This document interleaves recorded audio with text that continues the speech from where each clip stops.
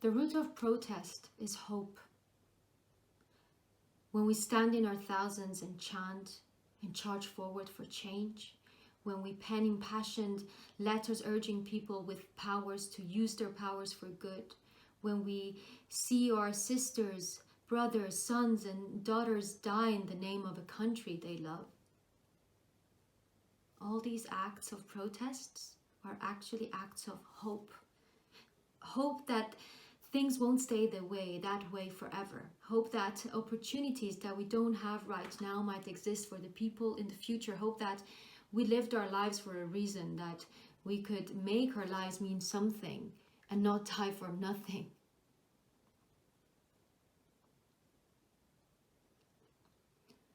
On the streets of Shiraz, I saw hope in its most shocking form.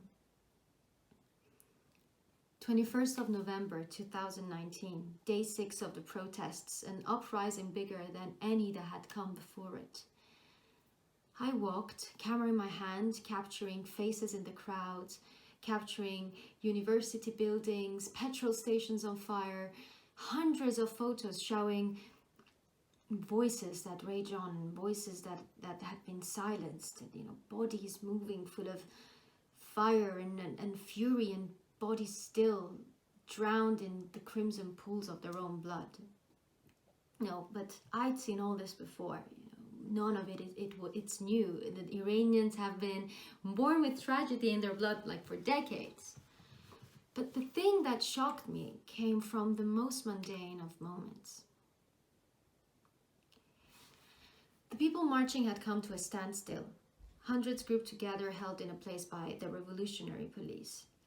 The chants continued on, but nobody moved. Time felt non-existent. A pause hung in the air for who knows how long. During this limbo time,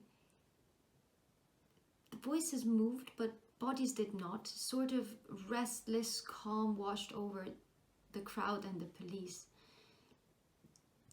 Chants began to sound like prayers and on a repetition. Marg var diktator, death to the dictator. The only time a mention of death and destruction, might ever sound like calming in its repetition. But then the people who marched were tired. Tired not just from the past few days, but tired for decades. That this wasn't just about the price of oil that raised 400%. No, this was about people who were exhausted, worn thin, crippled by their own government, a government of pride, lies, and games and greed, and on an international level. People just wanted freedom. People that wanted to afford basic necessities. They wanted to break the shackles of no free speech, to be who they wanted to be human. And so there we were in our standstill, chanting, breathing, standing, soporific but steadfast. And then it happened. The greatest act of protest I've ever seen. A young man, tall, thin, dressed well, just calmly and quietly steps forward out of the crowd and into the small gap of concrete between us and the police. The no man's land you didn't dare to step into if you wanted to keep your life today. He steps forward, in his hands, a bouquet. Roses. Bright yellow roses. Not everyone noticed them at first, but slowly came the ripples of necks turning, curious, confused, unsure what was going on. The chants quietened from the front row as the man with the flowers just continued to walk towards the police. Then, from the bunch, he lifted a single rose. He stopped a few feet from one of the police and with outstretched hand offered him the flower. The police doesn't react. A brief moment of eye contact, and then the policeman just looks away. No violence, no conversation. He carries on, and so does the flower man, who marches over to the second policeman just a few meters away. And again, an offer of a flower, no response. And so into the third policeman. And at this point, like the crowd, overcome at the shock of it all, began to raise their voices again. Begi Azash, take it from him, take it from him. You know, no chance, no aggression. They just asked the policeman to accept the flowers from this man, to accept something beautiful and peaceful that could exist in amongst all these madness, to accept that there might be hope for us all just to get along.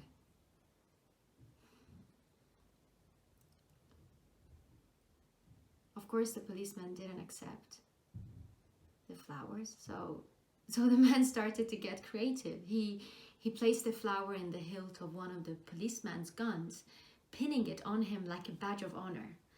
And the policeman didn't fight back, didn't say a thing. The flower just stood there on his chest, bright and alive. It felt like just for a second, the people and the police just might be on the same side, might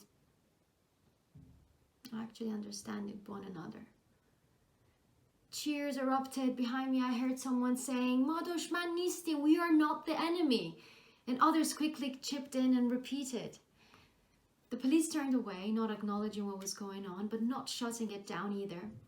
And unable to hand the flowers, the flowerman started to lay the roses that he had left on the ground behind them, and slowly just made his way back into the crowd, swallowed up by cheers and pats on the back. I stared on the flowers on the ground, stared at the policeman, avoiding eye contact with us. I couldn't believe the flowerman had gotten away with it. It was the most dangerous act of peace I've ever seen.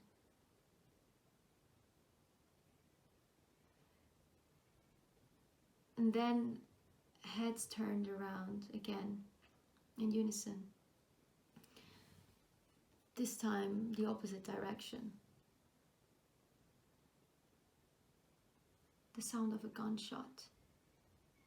That familiar feeling of blood rushing to your heads. The lump building in our throats, knowing what's just happened and what's about to come. All of this, a millisecond that feels like an hour.